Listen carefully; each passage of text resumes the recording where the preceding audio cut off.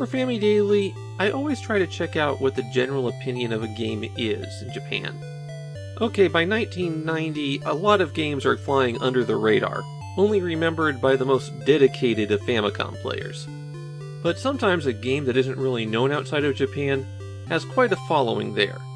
And I'm mentioning this because Doraemon Giga Zombie no Gyakushuu is one of the most beloved games on the Famicom, and I have no clue why. Maybe it's because of the Doraemon license. Doraemon is the most beloved children's character in Japan, after all.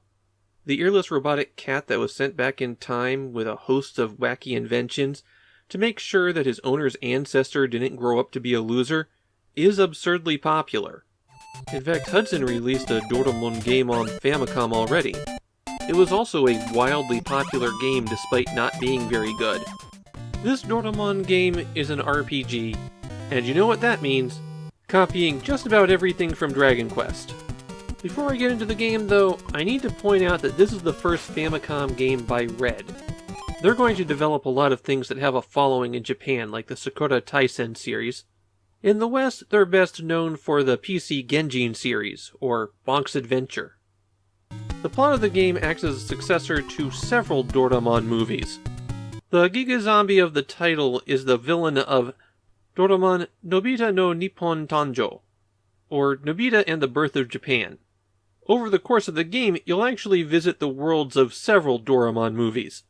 The first of these worlds is Doraemon Nobita no Makai Daiboken, or Nobita and the Underworld Adventure. In the game, Giga Zombie has decided to take over the world again, and since Doraemon and friends stopped him last time, Giga Zombie decides to scatter them throughout the universe. Doraemon winds up landing in your bedroom. That would be you, the person watching this video, assuming you're a Japanese child in 1990 whose family actually owned a house. Doraemon recruits you for a rescue mission, and so you head out on your quest. Your first stop is finding somebody who knows where to look, and this guy will give you starting equipment as well as tell you about a phone booth that links to another world. If you talk to the correct person in town, you can also get 20 dorayaki, Doraemon's favorite treat, which is also used as currency in the game. And then you're off to a world of magic. Here you'll find Nobita, who's been turned to stone, and so you recruit a magic cat that's nearby to help you defeat Medusa, which will cure him.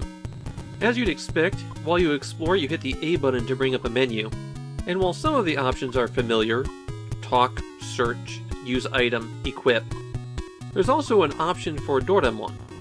Doraemon can talk to you to give you a hint on where you're supposed to go next, and if you're in town, he can call Dorami. Dorami does 3 things for you. First, she heals the party back to full. Second, she gives you money based on the enemies that you've defeated. The monsters don't drop cash themselves. Third, she saves your game. This game has 3 battery save slots for you. The final thing Doraemon can do is pull items out of his pouch. Anything that you find, and you'll be finding most items, goes straight into the pouch.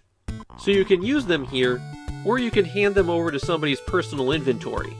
And then when they're in your personal inventory, you could use them in battle, or equip them. By the way, there aren't any equipment shops. You have to find all of your equipment. There are item shops, but they sell things like potions and status cures. Most things that you can equip have an icon next to them, and the things that have bells next to them are special tools that are used in one place to solve a puzzle.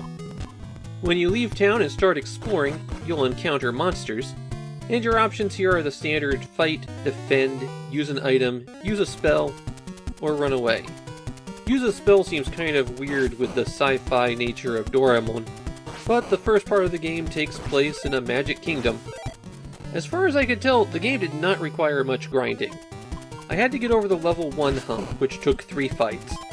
But then after that, right up until I was about to stop an hour later, I didn't feel a need to wait and get some more levels.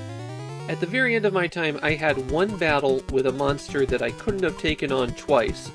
So if I kept going, I would have stopped and grinded for a little bit there. But really, this doesn't seem too bad. From what I experienced, there is quite a bit of go to a town, find the one thing to do there, then go to the next location in the chain. Looking around with Japanese fans of the game, almost all of them talk about how it relates to the Doraemon franchise. So as far as I can tell, that's the only thing that people like about this one. This is the final Doraemon game on the Famicom, though there will be many, many, many more Doraemon games on other platforms. Epoch themselves never made another Doraemon game, but they did make a sequel to this game. How's that work? Easy, you just attach a different franchise to it. Dragon Slayer: The Legend of Heroes on the Super Famicom uses a gameplay system almost identical to Doraemon Giga Zombie no Gyakushuu. So if you really like this game, you can play more of it. I can't say I'm too fond of this one. It feels like an RPG designed for beginners, which isn't a bad choice given that it's based on Doraemon. But they paired that with some really annoying inventory management. You'll find an item you want to use, then you have to pull it out of Doraemon's pouch. Then you have to go into your own inventory to actually equip it. The pouch is just a needless step in between. I get that it's thematic, but that doesn't make it good mechanically. As the game goes along, you get combat tools, which I didn't see. These cost dorayaki to use, and from what I was reading, they trivialize the combat. So this is a very simple game the whole way through. To me, Doraemon Giga Zombie no Gyakushuu plays like a mid-level RPG from 1988.